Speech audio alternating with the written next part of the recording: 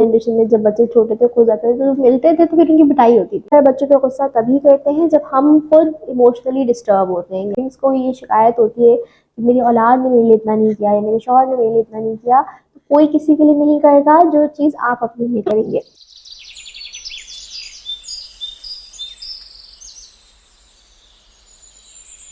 बिस्मिल्लाहिर्रहमानिर्रहीम। मुझे कहते हैं बुशरा सलीम और आप देख रहे हैं मेरा channel mindful parenting by Bushra Saleem. आज की इस एपिसोड में हम बात करेंगे कि माइंडफुल पेरेंटिंग जो है वो क्या है। जैसे कि मैं पहले बता चुकी हूँ कि चाहे आप जनरल पेरेंटिंग बोले, mindful parenting, conscious parenting, discipline parenting, positive parenting, ये एक ही तरह की पेरेंटिंग के अलग अलग नाम है।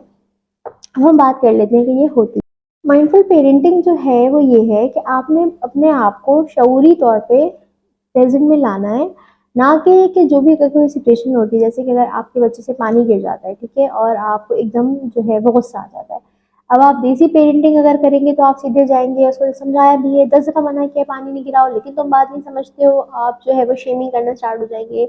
आप लेबलिंग कर देंगे, तुम तो हो ही बदतमीज, बातें नहीं सुनते हो कभी। आप 2-4 थप्पड़ लगा देते हैं, कुछ पेरेंट्स कुछ जो है वो डांटते हैं, अब मैं तुम्हें पार्क लेके नहीं जाऊंगी, धमकियां देते हैं। ये सारी चीजें आप तब करेंगे जब आप एक देसी पेरेंट होंगे। लेकिन जब आप माइंडफुल पेरेंटिंग स्टार्ट करेंगे और आपके बच्चे से फॉर इंस्टेंस पानी गिर जाएगा, तो आप अपने आप को प्रेजेंट में लाएंगे, ठीक है। आप ये नहीं सोचेंगे कि यार ये बात नहीं सुनता तो ये तो मतलब बड़ा होके कोई बात ही नहीं सुनेगा और बड़ा होके कोई बहुत ही क्रिमिनल एक्टिविटी में चला जाए। माइंडफुल पेरेंटिंग में ना आप फ्यूचर में जाएंगे ना ही आप पास्ट में जाएंगे, बल्कि आप कॉन्शियस होकर अपने आप को प्रेजेंट मोमेंट में रखेंगे और अपने जो इमोशंस जो भी आपके उस वक्त आ रहे होंगे, आपको गुस्सा आ रहा है, आप उसके फ्लो में नहीं अपने आप को बहने देंगे। Mindful parenting is actually accepting your children the way they are. हमें उन्हें चेंज नहीं करना, हमें अपनी, जैसे हमने फीलिंग्स की बात की कि as a mindful human being हमें अपनी फीलिंग्स को चेंज नहीं करना, इग्नोर नहीं करना, एक्सेप्ट करना है। इसी तरह हमने अपने बच्चे को भी एक्सेप्ट करना है, वो जैसा भी है। वो हमें इस बात पे बिलीव रखना है कि वो बहुत अच्छा अल्लाह पाक ने उसको बना के भेजा है और हमें उसे चेंज करने की ज़रूरत नहीं है। वो जैसा भी है वो बिल्कुल अच्छा है, एक्सेप्ट, आपने उस बच्चे को एक्सेप्ट करना है। अब हम बात करते हैं कि how we can practise mindful parenting, ठीक है। ये तो माइंडफुल पेरेंटिंग की डेफिनेशन होगी ना कि आपने बस प्रेजेंट में रहना है, आपने अपने प्रेजेंट पे फोकस रखना है, आपने इस चीज़ का ध्यान रखना है कि आपका कोई भी एक्शन आपके पास्ट की वजह से ना आ रहा हो या आपके फ्यूचर के डर की वजह से ना आ रहा हो या पास्ट के पैटर्न की वजह से ना हो रहा, कि हमेशा आप चूंकि इस तरह करते हुए आए थे तो अब आप दोबारा वो चीज़ ना करें। लेकिन हम माइंडफुल पेरेंट कैसे बन सकते हैं, लेट्स टॉक अबाउट। तो सबसे पहली बात ये हो गई कि माइंडफुल पेरेंट बनने के लिए बहुत ज़रूरी है कि अपने बच्चे को एक्सेप्ट किया जाए कि वो जैसा है वो बहुत अच्छा है और उसको चेरिश करा जाए। दूसरा ये कि जब बच्चा आपसे कोई बात कहे तो अपने मोबाइल को आप साइड पे रख दें और उसकी बात को तवज्जो से सुने, यानी कि बच्चे को माइंडफुल होकर सुनना। ये हम जब बिजी होते हैं, खाना पका रहे हैं या कोई काम कर रहे हैं, मोबाइल यूज़ कर रहे हैं, तो हाँ हम अच्छा कर रहे होते हैं, हम बच्चे को रिस्पॉन्ड नहीं कर रहे होते माइंडफुली। तो आपने ये करना है कि आपने, जब बच्चा आपका कोई बात बताने आता है तो आपने अपना मोबाइल लॉक करके साइड पे रखना है, उसको फोकस्ड होके माइंडफुल होके आपने उसकी बात सुननी है। जब आप उसकी बात माइंडफुल होके सुनना शुरू करेंगे, एक कनेक्शन जो है वो आप लोगों में डेवलप होना स्टार्ट हो जाएगा। तीसरी चीज़ जो आपने ये करनी है जब माइंडफुल पेरेंटिंग की प्रैक्टिस के लिए, कि आप जब बच्चे को डांट रहे होते हैं तो आप बाद में इस चीज़ को सोचेगा कि जब बच्चा, आपने जब बच्चे को डांटा या फॉर इंस्टेंस जब बच्चे से पानी गिरा और आपने उसको डांटा, तो बच्चा क्या महसूस कर रहा होगा, यानी आप बच्चे की फीलिंग्स को तसव्वुर किया करें तो आपको अंदाज़ा होगा कि जब एक बच्चा पहले ये गलती कर देता है उसके बाद जब उसको मजीद उस पर डांट पड़ती है, यानी बहुत दफ़ा इस तरह के मैंने वाक़यात सुने कि बच्चे जब खो जाते हैं, हमारी जनरेशन में जब बच्चे छोटे थे खो जाते थे तो मिलते थे तो फिर उनकी पिटाई होती थी। मतलब एक बच्चा, आप सोचे, पहले ही खो गया है, वो इतना डिस्टर्ब होगा, इतना डरा हुआ होगा कि पता नहीं मेरे पेरेंट्स कब मिलेंगे, और जब उसके पेरेंट्स मिलते हैं तो मिलते ही उसको जो है वो पिटाई होती है उसको कि तुम कहाँ चले गए थे और तुमने हाथ भी नहीं पकड़ा और तुम तो अब चूंकि अब आप माइंडफुल पेरेंट नहीं, देसी पेरेंट तो नहीं है, तो अब आप क्या करेंगे कि अब आप प्रैक्टिस करेंगे इस चीज़ को कि आपका बच्चा जो है वो क्या फील कर रहा होता है। आपने इस पे जब फोकस रखेंगे आप कि यार मैं जब यूँ करती हूँ तो मेरा बच्चा क्या फील करता है, तो आपको खुद एहसास होगा कि आप तो पेरेंट हैं और आप तो सबसे ज़्यादा अपने बच्चे से मोहब्बत करते हैं।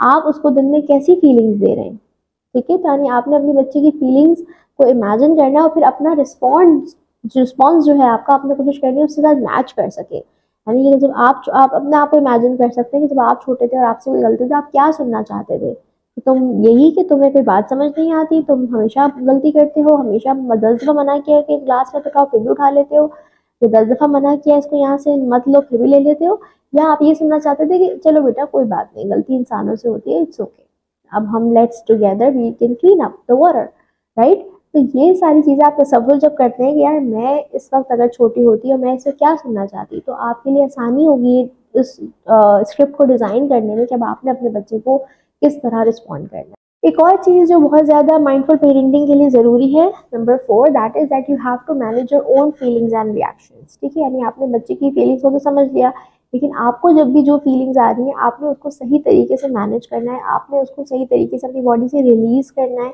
यानी अगर आपको गुस्सा आ रहा है और आप चूँकि आप माइंडफुल पेरेंट हैं, आपने बच्चे को नहीं डांटना और आपने बच्चे को जो है नहीं मारना, लेकिन अब आपको गुस्सा आ रहा है तब आप क्या करेंगे? अगर आप जो है वॉशरूम जाके अपने हाथ मुंह धो सकते हैं, उससे आपका गुस्सा निकल सकता है। अगर आप पिलो पंचिंग कर सकते हैं, आप जो पंचिंग बैग होता है वो रख सकते हैं, वहाँ जाके आप मतलब अपनी बॉडी से आपने भी अपने गुस्से को सही तरीके से निकालना है, फिर जाके अपने बच्चे को आपने रिस्पॉन्ड करना है। डीप ब्रीदिंग आप कर सकते हैं, यानी आपने अपने फीलिंग्स का और अपने इमोशंस का ख्याल रखना है, क्योंकि जब हम ज़्यादातर बच्चों पे गुस्सा तभी करते हैं जब हम खुद इमोशनली डिस्टर्ब होते हैं, या किसी की बात हमें बुरी लगी होती है तो हम बच्चों पे निकाल देते हैं, या हमारी नींद नहीं हुई होती तो हम बच्चों पे ज़्यादा फ्रस्ट्रेट होते हैं। आपने अपनी इस चीज़ का माइंडफुल रहना है कि मैं जो महसूस कर रही हूँ वो क्यों महसूस कर रही हूँ और मैं किस तरह उसको अपनी बॉडी से रिलीज़ कर सकती हूँ। एक और चीज़ जो आपने करनी है, that is you have to show compassion for yourself and for your children. सबसे पहले ज़रूरी है कि आप अपने आप से मोहब्बत करें और अपने अपना ख्याल रखें। जब जो पेरेंट्स अपना ख्याल रखते हैं वो अपने बच्चों का, अपने घर वालों का अच्छा ख्याल रख सकते हैं, लेकिन ये चीज़ हमने अपने पेरेंट्स को करते हुए नहीं देखा, क्योंकि उनको ये चीज़ पता ही नहीं थी। उनको लगता था कि मैं सबका ख्याल जब रखूंगी तो ऑटोमेटिकली मैं खुश रहूंगी और सब मेरा ख्याल रखेंगे, लेकिन एक सर्टेन एज पे जाके पेरेंट्स को ये शिकायत होती है कि मेरी औलाद ने मेरे लिए इतना नहीं किया या मेरे शौहर ने मेरे लिए इतना नहीं किया। तो कोई किसी के लिए नहीं करेगा जो चीज़ आप अपने लिए करेंगे। तो सबसे पहले आपने अपने आप से मोहब्बत करनी है, आपने अपना ख्याल रखना है और आपने अपने आप को उन गलतियों पे माफ़ करना है जो एक इंसान होके आपसे होंगी। जब आप माइक्रो पेरेंटिंग प्रैक्टिस करेंगे तो आप सब जानने के बावजूद भी कभी कभी आपको गुस्सा आ जाएगा, आप डांट देंगे और फिर आपको गिल्ट होगा। तो आपने अपने लिए कंपैशन रखना है, अपने आप से मोहब्बत करनी है, अपने आप को माफ़ करना है और अपने आप को बार बार याद दिलाना है कि मैं एक इंसान हूँ और परफेक्शन मेरा गोल नहीं है। आई कीप ट्राई अगैन, और मेरा मेरा गोल बस ये कि मैं कल से बेहतर आज बनूँ। और अपने बच्चों के साथ फिर आपने कंपैशन रखना है। जब आप उनके ब्रेन डेवलपमेंट पे फोकस करते हैं तो ऑटोमेटिकली आपके अंदर कंपैशन आता है। अगर आपको ये वीडियो पसंद आई है तो इसको लाइक करें और चैनल को सब्सक्राइब करें। Thank you.